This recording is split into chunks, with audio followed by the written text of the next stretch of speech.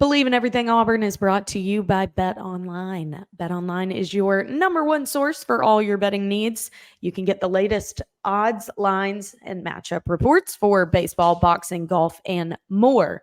Bet Online continues to be the fastest and easiest way to place your wagers, including live betting and your favorite casino and card games available to play right from your phone. So head to the website or use your mobile device to sign up today and get in on the action. Just remember to use promo code Bleav, that is BLEAV, for your 50% welcome bonus on your first deposit. Bet Online, where the game starts. Campbell in the end zone. Caught. Touchdown Auburn. Touchdown Auburn. A miracle it turned hair. Nothing but green grass ahead of him. As hard as they're going to try, they're not keeping this one off this field tonight. 100 yards. Can you believe it? I still can't believe it. Now presenting Bleav in Everything Auburn with your hosts, Taylor Davis and Jason Campbell. War Eagle, everybody. Welcome back to Bleav in Everything Auburn. Taylor Davis, Jason Campbell. What a lovely day it is here on the podcast. Not only do we get to break down some Auburn football, we get to break down an Auburn win. And we love when that happens around here. So War Eagle, everybody. Hope you enjoyed week one, the fantastic start for the Tigers in the new Freeze era. And of course, it came with a lot of crazy endings, big moments, a lot of breaking news in the past few days that's unfolded. So Jay and I will get you caught up on all of it. But luckily, it amounted in a win, and your Tigers start off this season 1-0, and that is how you want to do it. You certainly had to go in, take care of business in your home opener, create some excitement, some momentum, and I think they did that as they prepare to take the road and head out to the West Coast. And my co-host will be with them as well, heading out west. Jay Cam, welcome in, and tell the people a little bit about your radio debut, my guy. I heard nothing but great things, I'll tell you that. Well, good evening, everybody. I like to say this. It was great. I had a really good time with Andy up in the booth. Like I said, I've done pregame and halftime for the last couple of years, but to be able to see the game and call the game along with Andy, it was fun. I really enjoyed it. And I tell you what, Auburn was going so fast when the game first started that Andy was looking at me and I was looking at him, and he was like, dude, we got to get it in like ASAP. You know, like there was times they was snapping the ball and they haven't even set the chains yet, you know. So when Coach Freeze said he wanted to go fast, he really meant it. So the second half, we got a chance to catch our breath a little bit. Game slowed down because it was kind of out of hands. But you can see the tempo that this team wants to play with. And you can see that they want to put as much pressure as possible on their opponent's defense. Like UMass was so tired, those guys couldn't even get down their stance at times. And that's what this team is going to do going forward. And so I'm excited to see what this team looks like as it gets from week 1 to week 2, because that's when you have your biggest improvement. A very exciting week 1. We'll get into all the action around the country, but let's go ahead and break this one down, preview Cal a little bit. So Auburn starts the season with a 59-14 win at home over UMass. As expected, Peyton Thorne gets the start at quarterback, going 10 of 17 for 141 yards and a touchdown. And he has been coined Red Zone Robbie for good reason, because if one thing was consistent in this game, it was that Robbie was going in if they were in the red zone. He had 51 yards rushing, 3 touchdowns on the ground. So it really just kind of, from the quarterback perspective, Jay, it kind of confirmed what we all suspected, that Peyton does have that pass ability, that leadership, that game management that the coaches had alluded to. And Robbie's got the wheels and the physicality. And at this point, they utilized both, and both worked.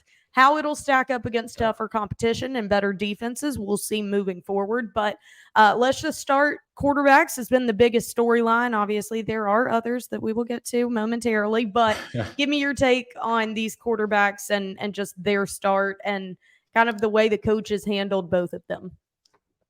Well, Coach Freeze had already told everybody that, Robbie was going to be a part of his offense. And it was very important that once he announced Peyton Thorne as the starting quarterback, that Robbie needed to understand, like, hey, it's not time for you to sit on the sideline and just, tune out. This is time for Right. you to continue to stay involved in the game because you're always one play away, but your athleticism is going to be a plus for this football team.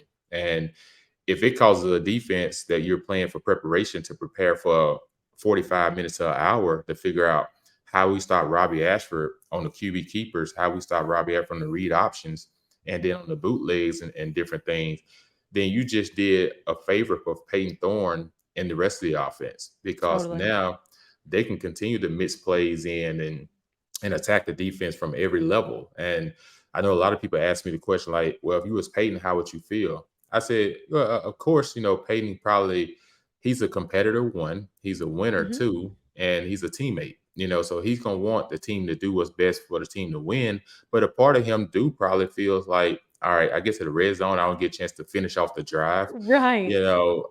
Like that's understandable that he's gonna feel that way sometimes. But I think when he looks up and we're playing against Georgia's and Texas A&M's and LSU's, he's gonna realize like, okay, those touchdowns that Robbie was running early in the year are now paying dividends for me and the rest of the offense because defenses, we got them on their heels when Robbie comes in the game because it won't always be in the red zone. Sometimes it's going to be in third down situations or in the middle of the field. And you may need Robbie to come in at that standpoint, and then Peyton may go back in the game. So I think Coach Freeze is still trying to find out that rhythm and how it flows and everything.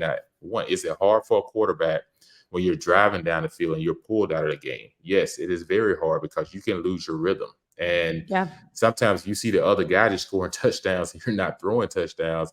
You can almost feel like you're forgotten, and because everyone's Robbie.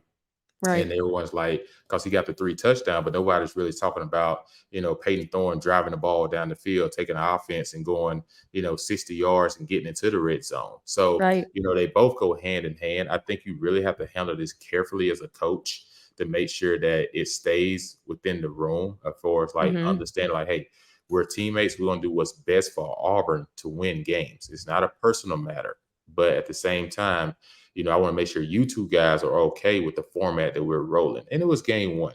There's guys that didn't catch passes. So we'll see what happens moving forward. But I like the offensive line. I liked all of that. So I like the start that we got off fast and we didn't play to the level of our competition. We played Auburn football. Absolutely. I couldn't agree more. And you're right. I mean, this certainly looked to be the right decision for this coaching staff. When you saw what Peyton did, you saw what Robbie did, it went hand in hand with how this coaching staff has elected to handle all of this the past couple of weeks. But that may be a game-to-game basis because you may get up against some of these other SEC defensive fronts and realize that rhythm is actually more important than the versatility of skill sets. So keeping Peyton in there would probably be what they choose to do. So this is not going to be a rinse and repeat situation week in and week out. I think it'll also depend on our competition, and I'm curious how they handle it this week as well.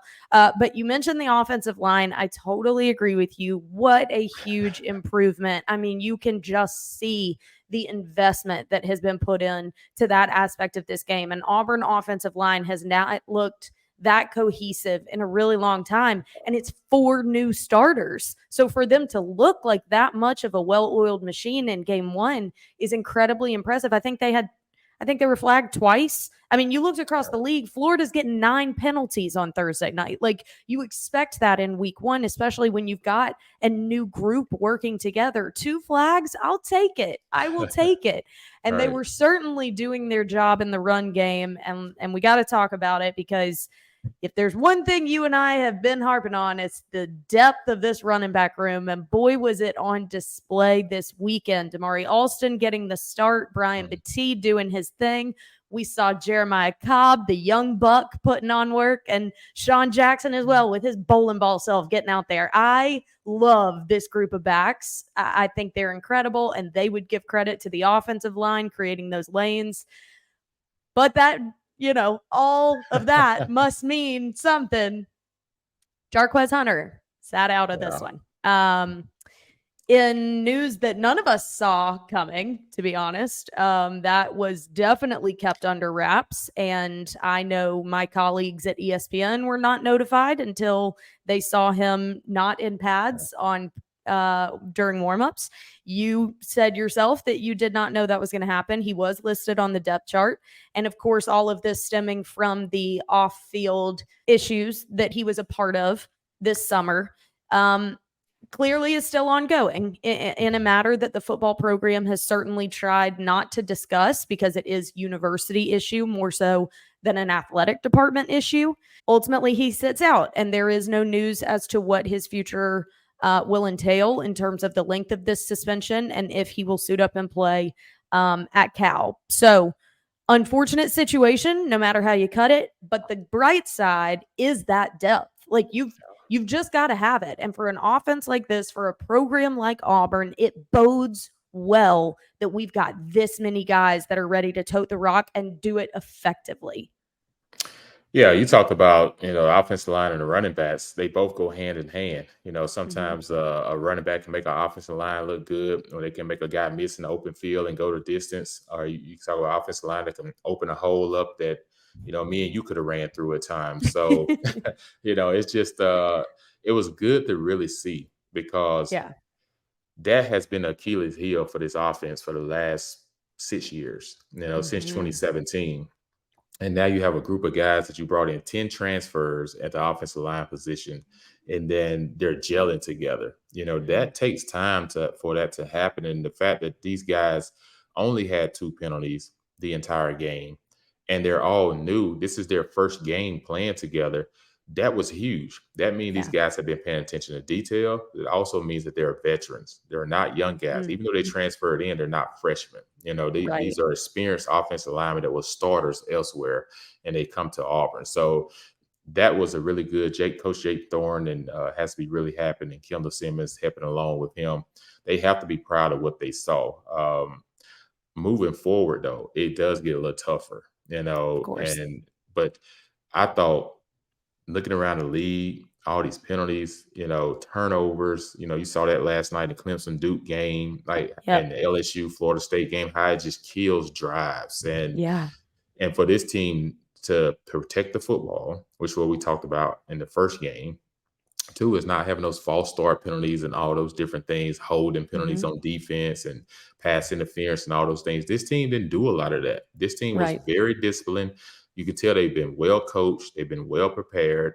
And if that's the sign you're going to get from game 1, I can't wait to see what happens down the road, because that means the kids are paying attention to details. My biggest concerns in the game were, 1, will we get to the point to start creating separation in the passing game? We didn't have to throw it a lot this game because the simple fact that we was running it so well. And when you talk about those running backs running it so well, Jeremiah Cobb, how about this kid?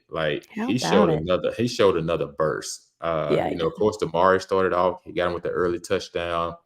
And then Brian Battie on the kickoff return, taking the ball 5 yards deep in the end zone and still getting out to almost a 40-yard line.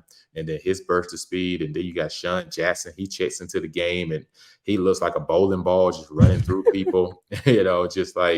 So lack room is so deep that it's not enough footballs to go around.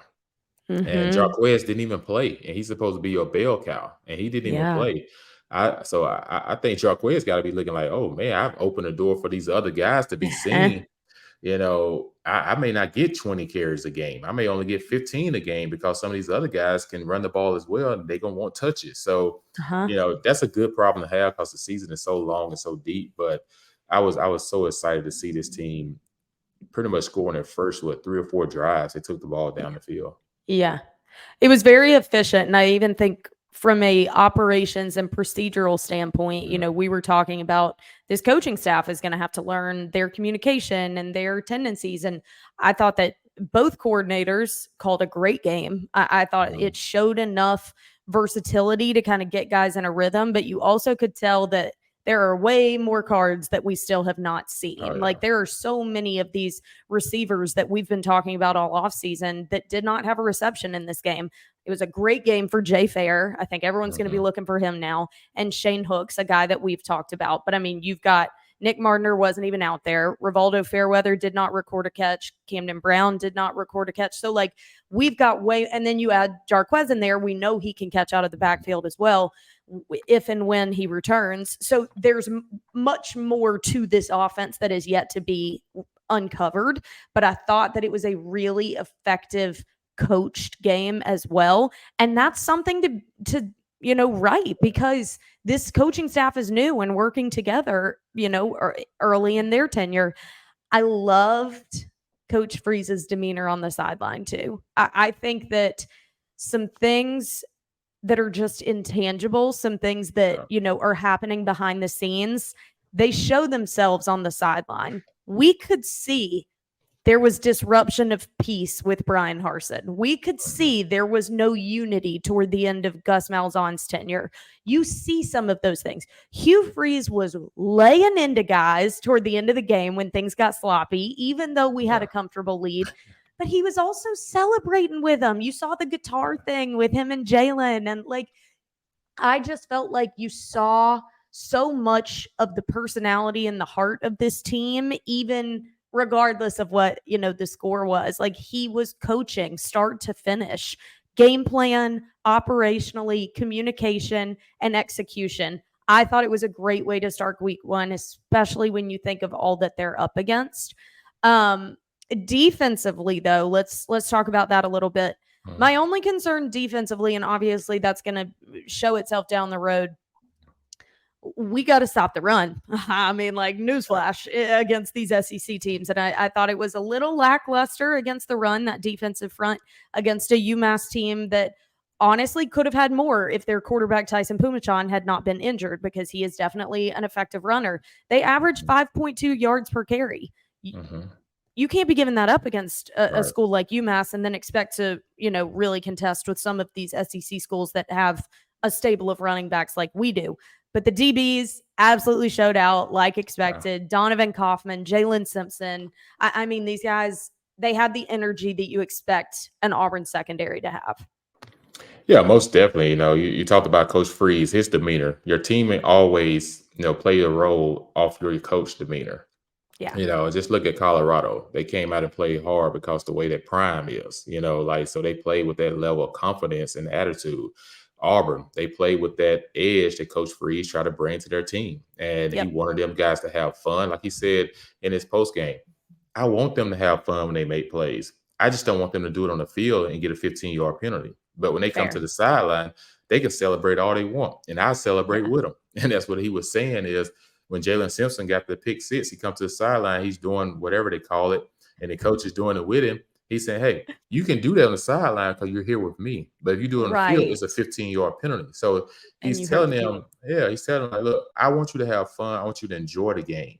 But we got to be disciplinary in the way that we do it. Yeah. That was the one small thing I took from that. And the other aspect of it is our receivers, like I said, they're going to play a bigger role down the road because people see this run game. And I know a lot of people, when they first hear these fast-paced offenses, first thing they think is, oh, they're going to throw the ball, become pass happy. Well, that was the total opposite this game. If you ever want to get an offensive line established, you got to get it established by running the football. Teach those guys how to be physical up front because it's easier to run block than it is to pass block. So if you can start to develop the run block situation, and then when the passing comes, now you learn how to set your feet and sink your hips and pass on your pass protection.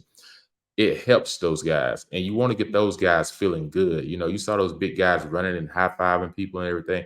It feels good when you can push the ball down someone's throat by running the ball and you being the force of attack. So I really like that aspect in game one.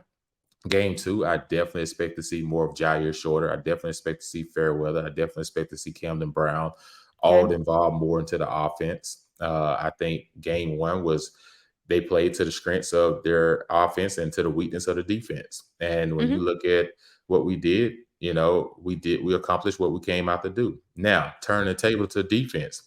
The first drive, UMass goes right down the field and score a touchdown. And like you said, Tyson Pumachan was a big part of it, some of his scrambles, but the read option stuff, those different things that he added an extra element, our defense seemed to struggle with. We seem to struggle not getting our hands off of blocks, shedding blocks, and getting in there and making tackles on the run. We got to do a better job of that.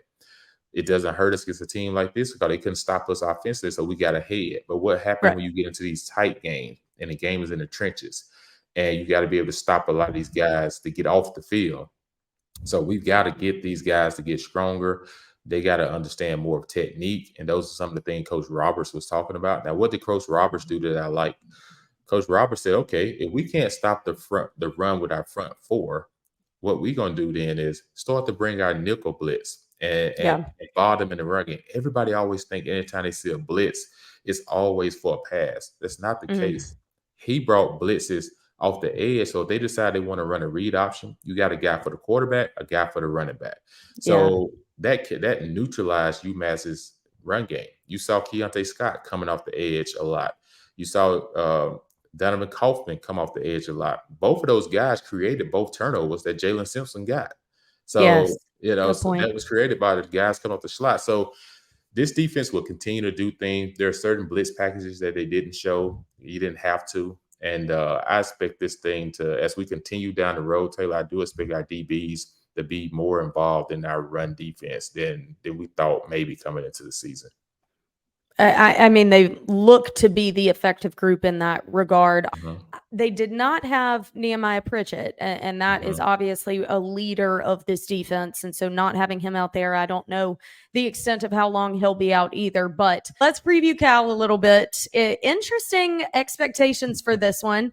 The point spread is taking Auburn. I think we're opening at a 6.5-point favorite right now, but the computers are going with Cal, a 54.3% chance to win outright. So people are a little confused.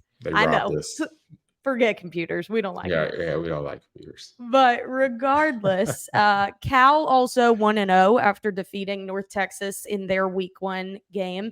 58-21. So again, a very lopsided win. Pretty similar score to ours. Definitely took care of business the way you expect to. A few things to keep an eye out for as the week develops for them. Their quarterback, Sam Jackson, who actually transferred from TCU and was appearing in his first start, he left the game early with what appeared to be a left arm or shoulder injury and did not return to that game. So he was replaced by Ben Finley, who threw for 279 yards and a touchdown. Reports said that Jackson wanted to re-enter the game, but coaches obviously were not going to risk that given the lead that they had. But it has not been announced what his status or availability is going to be for this week. So we'll keep an eye on that. They were also very effective on the ground. Jaden Ott with 188 yards, 2 touchdowns, and Isaiah Afonso 3 touchdowns on the ground. One thing that stands out defensively, they are susceptible to explosive plays. So if Peyton Thorne's able to connect through the air, they definitely have some holes there. Defensive back Jeremiah Earby had an interception returned 36 yards to then set up another touchdown on the ground. And they held North Texas to just 41 rushing yards. So they are definitely more capable against the run than they are the pass. But I also think environment, a different atmosphere, traveling all the way to the West Coast, the schedule, which you and I have talked about, this is going to be a 9:30 Central Time kick for the Tigers. So talk to me a little bit about this one, Jay, because obviously if you're Auburn, coaches always say when you're kind of up against opponents like these week 1, maybe group of 5 or these MAC or whatever, it's about you. It's less about your opponent and about you. Now you bump it up a level. You go to Cal, different environment, more capable team. How much changes this week? How much more do you throw at them? Ooh, I tell you what, Auburn is 0-3 in California. So we lost to Pasadena in the championship game. We lost to USC in 2002, and then we lost another time. I think it was like 1936 or something like that. I'm not 100% sure, but we're 0-3, and we got to get off of that bandwagon. Plus, Auburn would be playing on artificial turf this week. That's another thing you have to pay attention to. If you're going to be a really good football team, you have to put back-to-back games together. You can't go out there and look the way you did against UMass and then totally go out to Cal and just look totally opposite. You don't want to be a yo-yo. You want to be consistent and you want to be trending in the right direction. That's what really good football teams and great football teams become. So it's important that we can go out there, keep that same energy, Defensively, keep that same energy. Do a little bit better against the run. Cal runs the ball a lot better than They UMass, do. and we'll be in their territory. So we need to take the crowd out of it first and foremost. You don't want Yeah. to go into the opponent's stadium and get behind early, because you get behind early. You saw what happened to Duke and Clemson last night. The crowd gets loud, communication becomes a little bit tougher. Last week for us, it was a home game for our transfers. This True. game, it's on the road. So our transfers really got to lock in and pay attention to communication, because it will be louder. You are the Yeah. opponent this time. So how you quiet home teams, you jump on them. You come Yeah. out ready to play. You show them that you're here for a business trip and not a vacation. We got to anticipate this being Cal's best game, but we got to anticipate going out there and handling business and putting together back-to-back wins, because this is attention to detail week. Yeah, I would love to see the tight ends get utilized a little bit more. I don't think any tight ends had a reception in week 1, and I think if this Cal defense is susceptible against these explosive plays, I also think that our physicality could certainly be advantageous for us against them. And so if we could get those tight ends involved a little bit more in the passing game, I think that bodes well and opens up the playbook a little bit more for us. And I guess that, it's an interesting balance here, because this one in between two, I hate the term cupcake. I really do. And Mhm. it feels disrespectful, so I don't like saying it. But these opponents that you anticipate a lopsided victory, UMass and Samford, but you've got this one against Cal right there in the middle, and then your intro into SEC play comes. Are you saving elements for SEC play? Like, are you waiting to week 4 to completely open this thing entirely, or are you going to start doing that in week 2 to try and get that comfortability on the field before a game like that? Oh, you most definitely want to start getting guys that, like I said, Fairweathers, Jair Shorter, Camden Brown, guys that didn't get a chance to get catches last week. You want to start getting them involved in the game plan, because you need their confidence to be at an all-time high when they get to these tougher opponents. That's why I was saying it was good to get the run game and the offensive lineman going. But then this week, your focus needs to be, okay, how do we get the other guys' confidence going? How do we get Peyton Thorne confidence even higher? He threw the ball 17 times, but how do we get him to maybe 25, 30 attempts? How do we get his communication, timing with the receivers going? So there's so many things you need to continue to improve on, and everything's a step. It's one step at a time.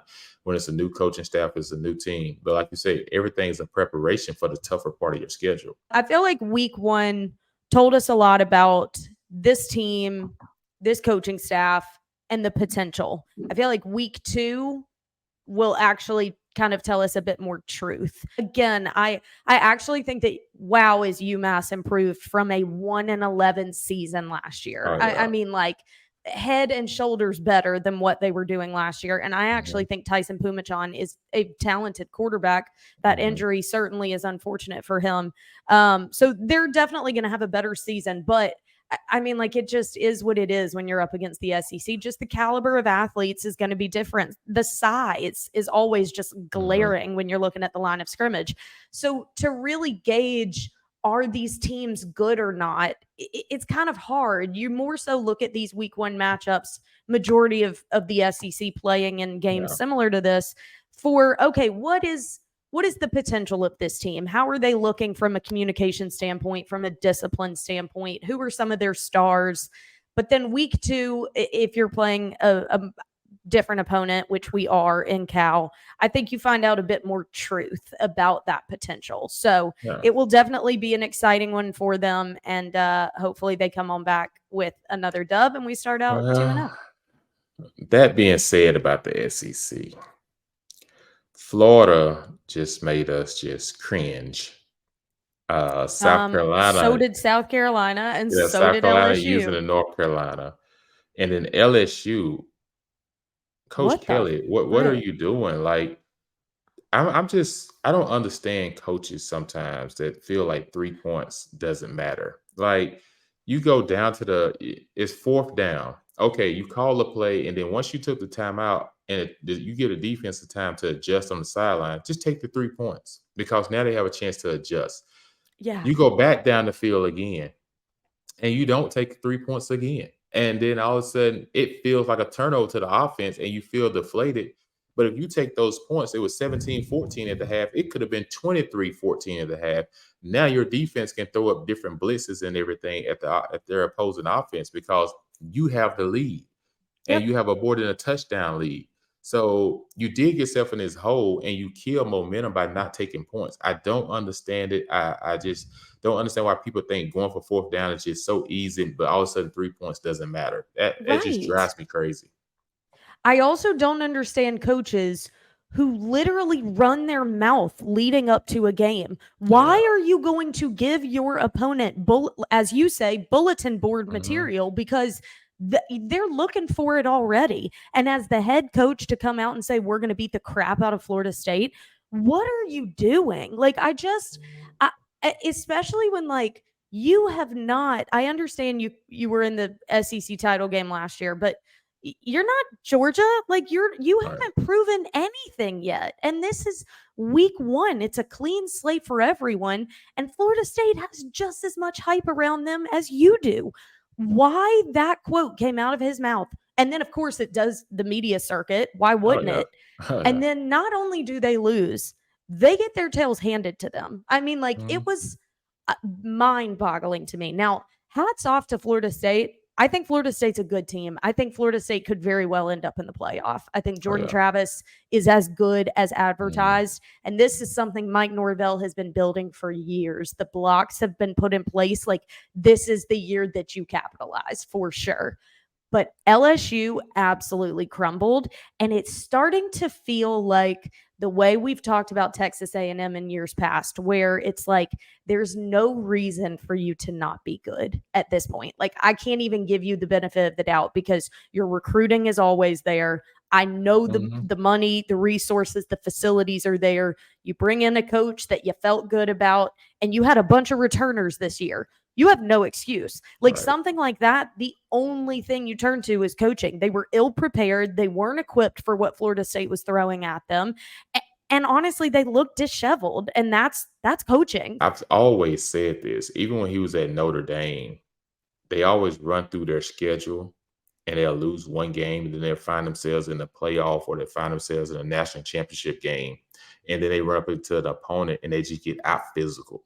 Like, it always happens. And I always said that because even in this situation, Florida State came out in the second half and they just completely out physical LSU the entire game. And you're just not used to seeing that from an LSU football team. But I know what he was trying to do. He's trying to send a message to his team, but you send a message to the other team and you got them going. That is exactly right. That's exactly right. Honestly, I felt like this weekend, and I really hate to say this, but no one can say the SEC was the superior conference this weekend. I mean, in the Power 5 matchups, the ones that really, really test and give you a proper gauge, like I was saying, the SEC lost. Florida State, UNC, and Utah, all coming away with convincing wins. It wasn't a blocked extra point like last year. These were comfortable, multiple possession wins. And so I wasn't really surprised with Florida. I think Florida is still away from it the way in which that happened, because one thing I knew about Billy Napier when I covered him at Louisiana was that he is a no BS guy. Discipline is first. 9 penalties. What is happening? That one confused me. But South Carolina, I don't. They need an offensive line so bad. That offensive line was really bad. I will give kudos to UNC though, specifically their defense. Gene Chizik came back this year with a totally different approach because most of those guys were there last year, but they look completely different. He called such a good game. I thought UNC defensively, and look, Drake May already being talked about as a Heisman finalist, and he showed why he is the real deal. Like, UNC is great. I'm giving them credit there, but the SEC in those matchups that really can establish the power that the SEC is in college football fell completely flat, and I don't know why. I'll say this. It showed that SEC is top heavy. What I mean by that is Florida, they're not even your top 3 in the SEC East. and you get beat by Utah. You look at South Carolina. You know, I don't know. Kentucky's better. Tennessee's better. Georgia's better in that side of the conference. So it's not like these teams play one of our bigger dogs, but people in the public will make it look LSU. like it though. Now LSU is the only one that was Mm-mm. ranked. That was some picked to win the SEC West and to be in the playoffs. They got their butt stomped. Other than that, the other two was kind of in the middle to the bottom of the pack. But LSU, that was a thumping. Big And time. it didn't have to look that way though. That's what I'm saying. Like if you get those field goals early in that game and you go in at Right. halftime up 9 instead of 3, it's a totally different swing of emotions. It's a totally Right. different swing of confidence because when you're playing in that stadium and you're playing Florida State, which it was almost a home game for them, you allowed their crowd to get behind that team, and then it was just a runaway after that. So it Yep. didn't have to look that way. I think if they played again, I think it could be a little different because he would take some of those smarter plays and not be egoish and Yeah. pass. So, we look forward. We'll see what happens this week. Bama plays Texas. We play Cal. It's another big game out there in the SEC, but we'll figure those out. Yeah, especially since it was up against the ACC, which we have all felt was just a completely dwindling conference. If they don't have Clemson, they're a non-factor. I think we're singing a different tune this week, honestly, between the showing of UNC and Florida State. And yes, like you said, now I think Boston College lost to like Northern Illinois or something. So that's that's definitely a strike against them. But and then yes, the Duke Clemson game, which I would like to give myself credit for going an entire episode without bringing it up. But I would just like to revisit our conversation last week where you so kindly said that Duke has a nice campus and the greenery is pretty, but they are not a football school. And I tried to tell apologize. you that their quarterback's legit. Riley Leonard and him coming to Auburn would have been a good thing. I also told you that. And Mike Elko, unbelievable coach. Because here's the thing. When you are at a program like Duke and you take over, I love Coach Cutcliffe. I think so highly of him, but they were so bad at the end of his tenure. I think they won 3 games his last season and none were in conference. It was really, really bad. Mike Elko took over a difficult situation. They have a smaller stadium. They never filled it. It's a basketball school with pretty landscaping, like you said. Yeah. But overnight, this man flipped it. Like he came in and top to bottom, he said, I am hiring people to do social media. I am hiring people to do student interaction. I am hitting the transfer portal. Like he had a vision and he implemented that vision in less than 2 years. I don't think anyone realizes that is like if someone does that at Vanderbilt. Duke is up against different things than a lot of the ACC is up against. And look what Wallace Wade Stadium was last night. Just incredible coaching.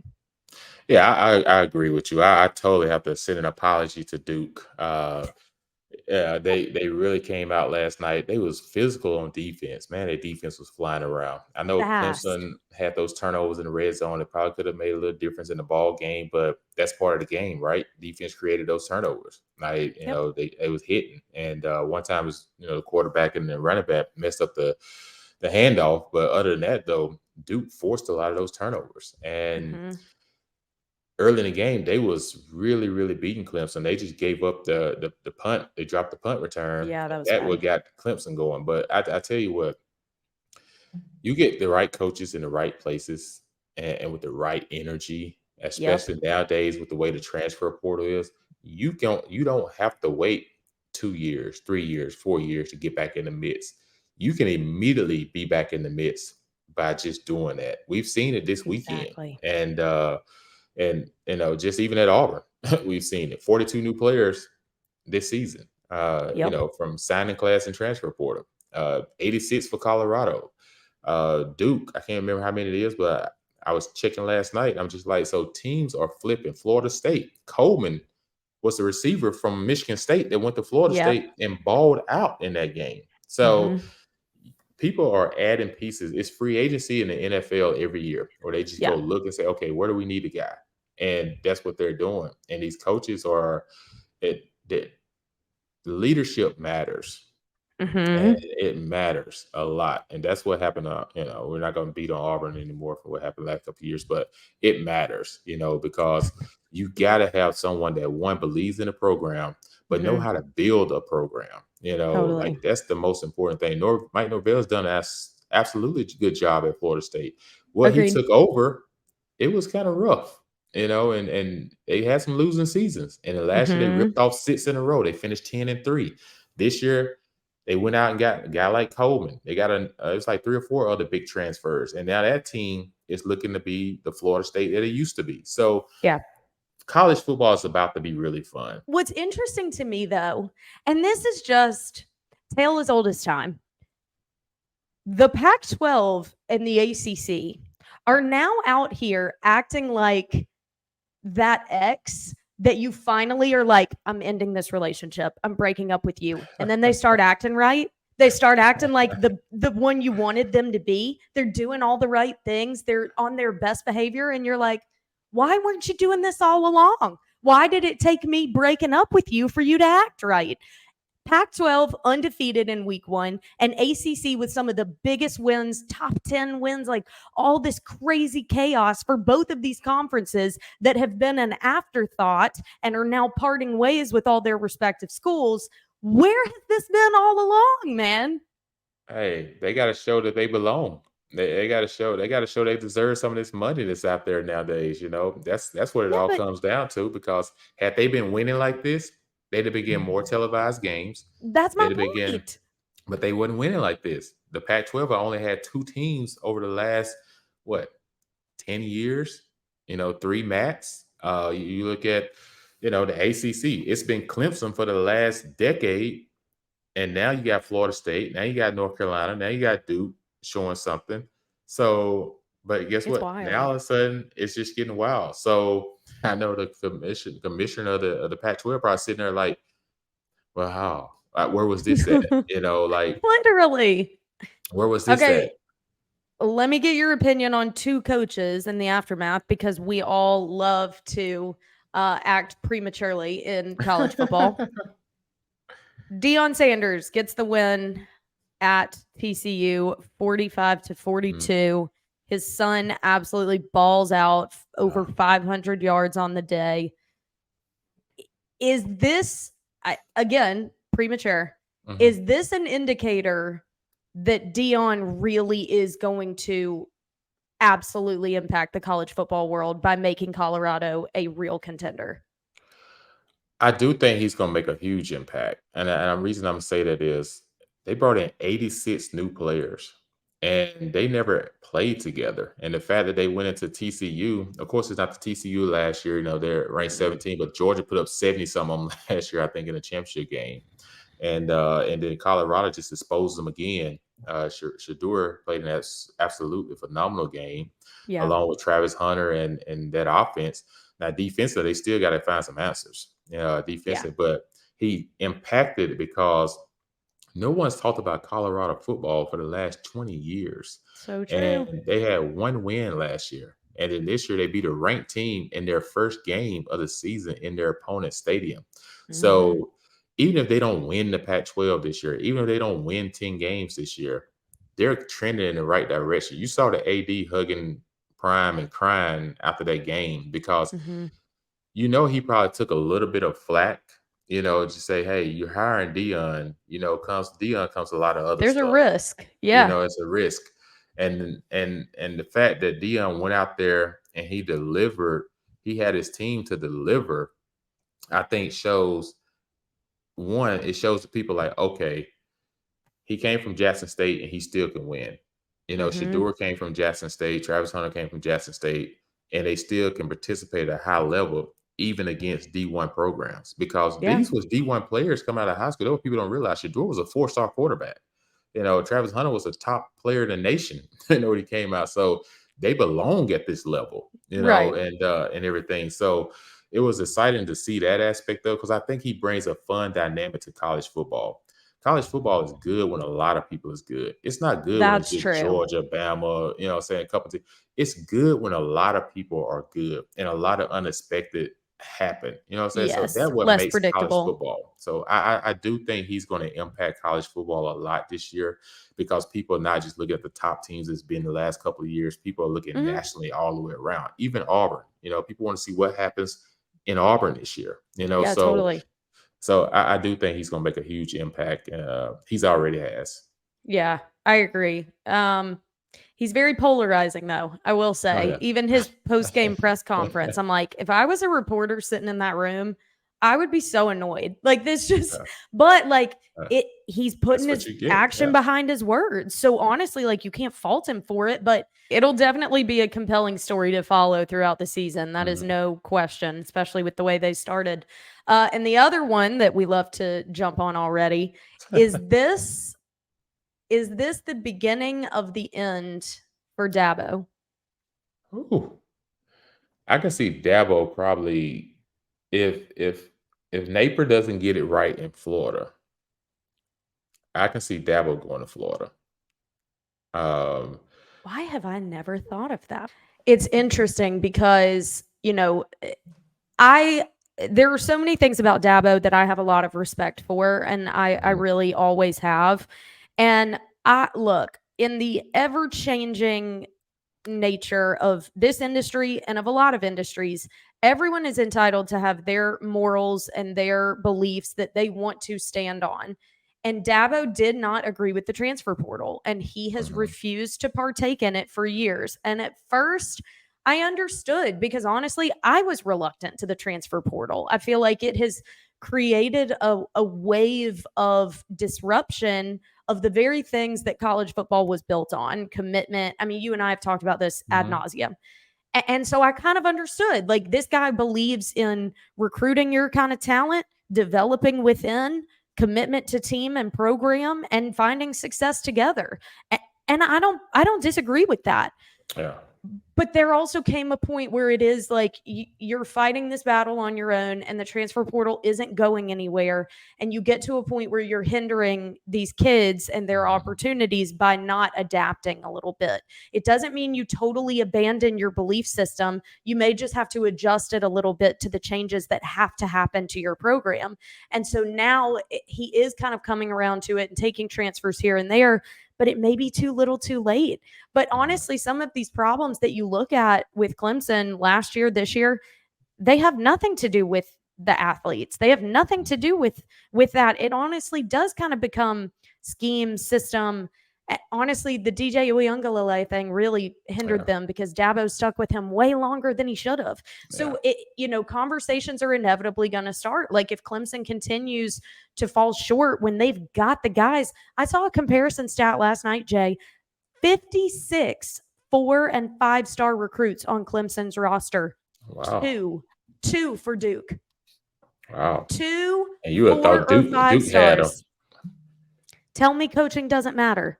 Tell me Yeah. coaching doesn't show up on the field. Like, I just think that those conversations are inevitably going to happen. I don't think that Dabo's a bad coach, though, but his time may be running out in Clemson. I agree with you fully. I say this. That's why assistant coaches are so great. Yeah. He had what's the D coordinator? Is that head coach of Oklahoma, Venables? Venables. Venables. He had him as Hmm. his D coordinator for all those years that they had great And they defenses at Clemson. dominated. And ever Yep. since he has left Clemson and been the head coach at Oklahoma, Clemson defense have not looked anywhere near what they Yeah. looked like when he was Yeah. there. Offensively, their offensive coordinator. So he got rid of him. Streets. He played at Clemson, coached at Clemson. He felt like it was time for a change. He goes out and Hmm. get TCU's offensive coordinator. He comes over this year, and of course, it's not his fault they getting fumbling the ball inside their 10-yard line. But at the same Right. time, continuity does not look the same. Dabo does No. really well when he has assistants that stick with him for years. Anytime he has to go through some type of change, he gets uncomfortable and things kind of go sideways. That's why I That's say so true. you can stay at a place long enough for a time, but then it may just be time for a new spot. And I think Yeah. Florida may become calling for him after this season. And Clemson may be okay with it, which Yeah. we did not expect to see 3 years ago. But what a jam-packed week 1 it was. Welcome back, college football. I have missed you. And we will be back next week to break down all the action from week 2, the Tigers' trip out to the West Coast. So make sure you keep it locked here on Bleav in Everything Auburn. You can subscribe if you have not already, and you'll get a notification every time we release an episode. You can do that in the podcast app, on Spotify, on Bleav's website, wherever you get your podcasts. And we are also on Bleav's YouTube channel if you prefer to watch in video form. That will do it for us. Enjoy week 2, everybody. I will be on the call for Kent State versus Arkansas, 4 p.m. Eastern on SEC Network. And I will be seeing T. Will, and I will probably bust out rapping Tiger Walk. He's going to tell me to shut up. But nonetheless, we'll be back, and we look forward to breaking it all down with you next week. War Eagle, people. War Eagle.